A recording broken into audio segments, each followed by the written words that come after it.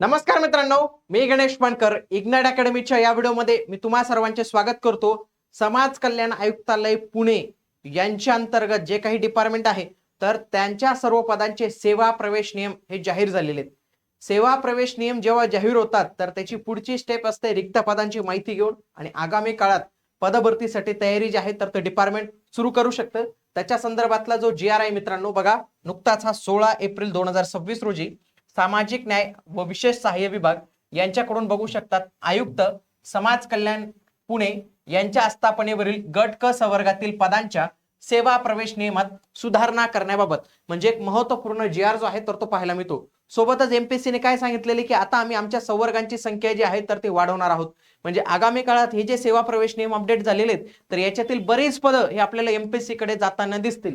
MPSC साठी मित्रांनो आपण एक संकल्प बॅच लॉन्च केलेली एमपीएससी कंबाईन ग्रुप बी आणि ग्रुप सी च्या पॅटर्न नुसार, ज्याच्यामध्ये तुमचे लाईव्ह प्लस रेकॉर्डेड पूर्व प्लस मुख्य सर्व होणार आहे. महाराष्ट्रातून सर्वोत्कृष्ट फॅकल्टी टीम, जर तुम्ही एक एक फॅकल्टीचे लेक्चर्स बघा मित्रांनो तुम्हाला ते नक्की आवडतील, नक्की समजतील.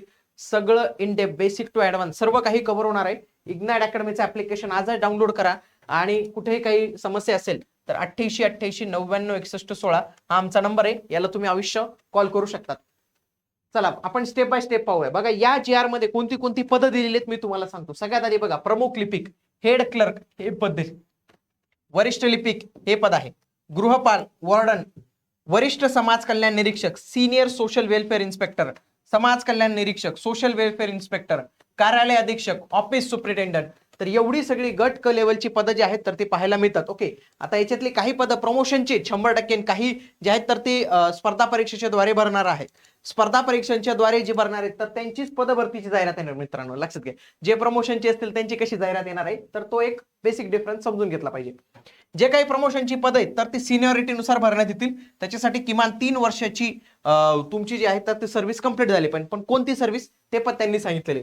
त्याच्यानंतर काही पद डायरेक्ट रिक्रुटमेंटचे आहेत, त्याच्यासाठी तुमच्याकडे पदवी असणं आवश्यक आहे. वयोमर्यादा 18 ते 38, मागासवर्गीयांसाठी 43, अशा पण काही गोष्टी इथं दिलेल्या आहेत. आता ही जी पद आहेत 100% कशाने आहेत लक्षात घ्या. ही 100% पद ही याच्याने भरायची आहेत, प्रमोशनने भरायची आहेत. बघा कनिष्ठ लिपिक हे पद ओके. आता जर तुम्हाला वरिष्ठ कनिष्ठ लिपिकला आहे मित्रांनो, ज्युनियर क्लर्कला जे आहे तर ते याच्याने पण होतं. सगळ्यात आधी मी तुम्हाला सांगतो बघा, पहिलं पद आहे ऑफिस सुपरिटेंडंट, ओएस म्हणतो त्याला. याच्यासाठी लक्षात घ्या की तुम्ही प्रमुख लिपिक या पदावर 3 वर्ष कंप्लीट केले तर तुमची ऑटोमॅटिक इथं प्रमोशन होणार आहे. समजा एखाद्या व्यक्तीने वरिष्ठ लिपिक या पदावर 3 वर्ष कंप्लीट केले तर तो प्रमुख लिपिक या पदासाठी पात्र ठरणार आहे. एखाद्याने कनिष्ठ लिपिक या पदावर 3 वर्ष कार्यरत केलं तर तो वरिष्ठ लिपिकसाठी पात्र ठरणार आहे.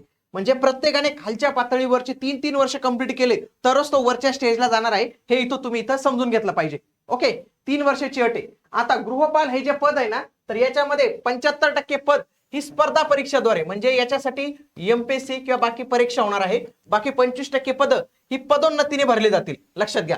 समाज कल्याण निरीक्षक या पदावर 3 वर्ष नियमित आणि अखंडित सेवा करणारी व्यक्ती गृहपाल, वॉर्डन या पदावर जाऊ शकतो. ओके, आणि 18 ते 38 कोणत्याही शाखेची पदवी चालेल याच्यासाठी. म्हणजे वॉर्डनसाठी यांनी काय केलेले, कोणत्याही शाखेची पदवी आता इलिजिबल केलेली. वरिष्ठ समाज कल्याण निरीक्षक, सिनियर सोशल वेलफेअर ऑफिसर याच्यामध्ये बघा 75% पद ही प्रमोशनने भरली जातील. ज्याच्यामध्ये समाज कल्याण निरीक्षक गट क हे जे पद आहे याच्यावर 3 वर्षाची जर सर्व्हिस केली तर तुम्ही ऑटोमॅटिक इथं प्रमोशनसाठी पात्र ठरतात. याच्यातील 25% पद लक्षात घ्या मित्रांनो परीक्षेच्या आधारे होईल. म्हणजे उद्या एमपीएससी किंवा अदर कुठली बॉडी जी आहे तर ती याची परीक्षा घेणार आहे. लक्षात घ्या, कोणत्याही शाखेचा पदवीधर याला फॉर्म भरू शकतो. म्हणजे पदवीधरांना चांगली संधी आहे.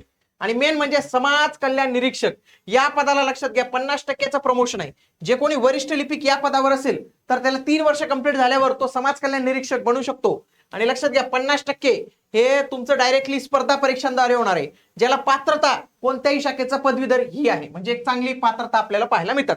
आता याच्यामध्ये हा संपूर्ण चार्ट आहे मित्रांनो तुमच्यासाठी. हा जर तुम्ही बघितला तुम्हाला सगळं कळणार आहे. कार्यालय अधीक्षक 100% प्रमोशन, परीक्षा येणार नाही, जाहिरात येणार नाही. प्रमुख लिपिक 100% प्रमोशन, जाहिरात येणार नाही, परीक्षा होणार नाही. वरिष्ठ लिपिक 100% प्रमोशन, जाहिरात येणार नाही, हे येणार नाही. गृहपाल याच्यामध्ये बघा 75% पदांसाठी जाहिरात येईल. वरिष्ठ समाज कल्याण निरीक्षक 25% पदांसाठी जाहिरात येईल. समाज कल्याण निरीक्षक 50% पदांसाठी जे आहे तर ती जाहिरात येणार आहे. हे तुम्ही तर लक्षात घ्या. फक्त 3च पद आहेत, त्यांच्यासाठी आगामी काळात जाहिरात येऊ शकते. गृहपाल, वरिष्ठ समाज कल्याण निरीक्षक आणि समाज कल्याण निरीक्षक याच्यासाठी येणार आहे. सगळ्यांसाठी किमान वय हे 18 आहे, जास्तीत जास्त 38 आहे. आणि जे काही कॅटेगरीमध्ये असतील तर ते 43 वर्षापर्यंत फॉर्म जे आहे भरू शकतात. सगळ्यांसाठी एकच पात्रता ठेवलेली आहे, म्हणजे एनी डिग्री. म्हणजे ही खूप चांगली गोष्ट केलेली आहे. म्हणजे बरेच उमेदवार जे आहेत तर ते याला इलिजिबल होऊन जातात. ओके, सोबत काय सांगितलेले इथे एक महत्वाचं जीआर मध्ये असं सांगितले, फॉर एक्झाम्पल हे जे 25% पद भरायचे याला जर उमेदवार नाही भेटले तर उरलेले उमेदवार हे तुम्ही परीक्षेद्वारे देखील घेऊ शकतात, असं त्यांनी इथे सांगितलेले.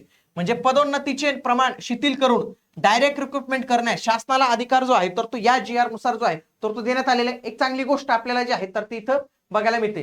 तर या बाकी काही गोष्टी होत्या. ओके, सगळ्या काही गोष्टी मी तुम्हाला समजून सांगितलेले. नुकतेच मंत्रिमंडळाचा निर्णय झालेला आहे 13 एप्रिलला, ज्याच्यामध्ये भरती प्रक्रियेत सुधारणा झालेली आहे. बरेच संवर्ग आता एमपीएससी कडे जाणार आहेत. याच्यासाठी एमपीएससी ची एक प्रॉपर बॅच तुमच्या कंप्लीट असणं आवश्यक आहे. त्याच्यासाठी तुम्ही आजच संकल्प बॅच जी आहे तर ती जॉईन करू शकतात. इग्नाइट अकॅडमीचं ऍप्लिकेशन डाउनलोड करून तुम्ही या बॅचला एनरोल करू शकतात. भेटूया पुढील व्हिडिओमध्ये. तोपर्यंत जय हिंद, जय महाराष्ट्र, धन्यवाद.